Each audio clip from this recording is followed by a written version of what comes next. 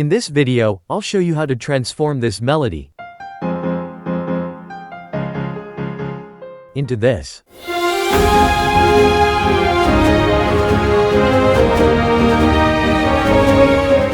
Let's get started.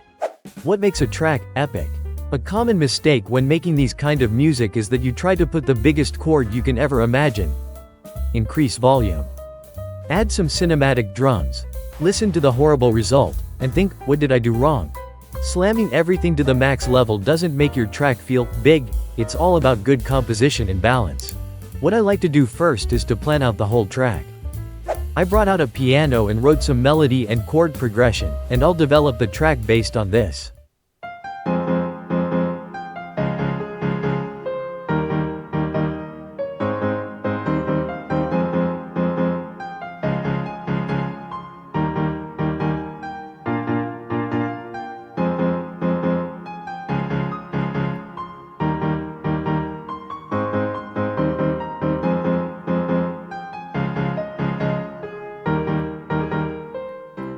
Let's start with the violin. This will be the first violin section, and I simply copy and pasted the melody I wrote with the piano.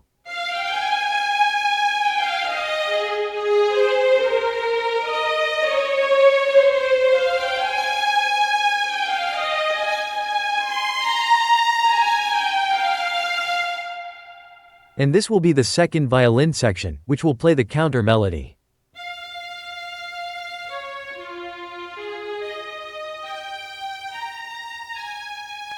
Writing good counter melody helps the track to feel full, and it's much more effective than using ridiculously huge chords. Well, it may sound odd on its own, but when the main melody is played together, it sounds wonderful.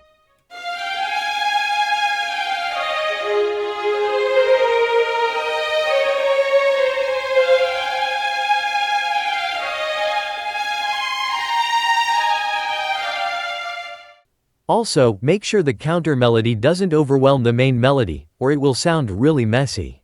I think adding some woodwinds will get me warmer sound. So I added a flute and clarinet section.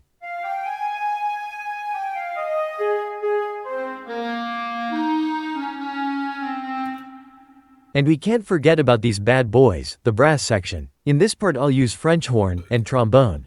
Unlike a lot of people think, the brass instrument is actually not always loud and overwhelming. But in this case I'll stick with the stereotype. The French horn will play the main melody.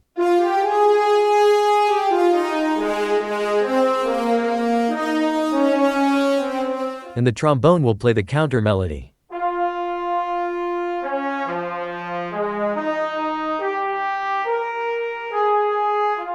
Their tones and power will upgrade the whole track to another level. In this tutorial, I'm showing you only the climax part, but if you're making full composition, you need to take care where you should put your brass, as it highly affects dynamics of your music.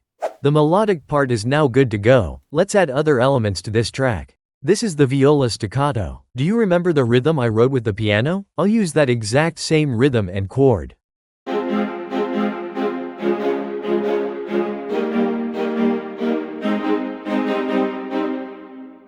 For the cello, I first put bass notes, chopped it, and modified the velocity to represent the rhythm. The reason I did this is to make sure the track feel going forward, not bouncy or empty.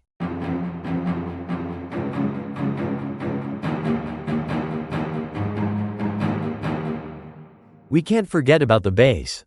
I simply followed the bass notes and rhythm of the viola section, and lowered 2 octaves.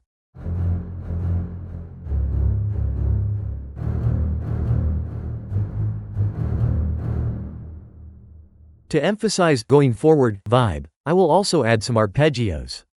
This is the violin staccato, and I made it play some up and downs.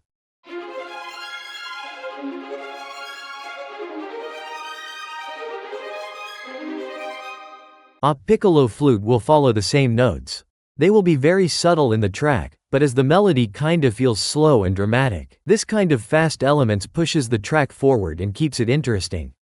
Finally, I'll add percussion. This is the snare drum. You can see I modified the velocity a lot. This highlights the main rhythm I used all along.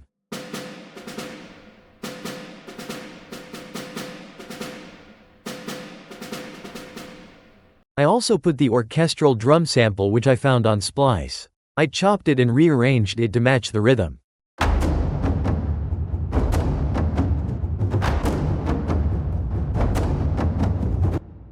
After I add some cymbals, the first part of this track is complete. In the second part I'll transpose up by a semitone. In this part, the choir will sing the melody together, and it can effectively add epicness to the track.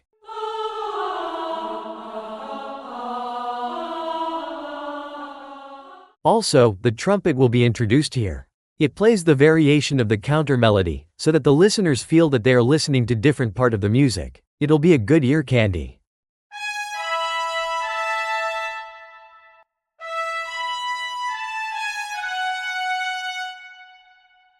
In this part I'll change the rhythm a bit.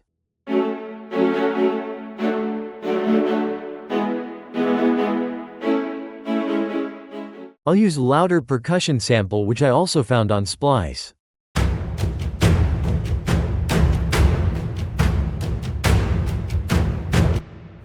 Now everything's good to go. But before I show you the final result, don't forget to like and subscribe, so that you don't miss a new video. Thank you.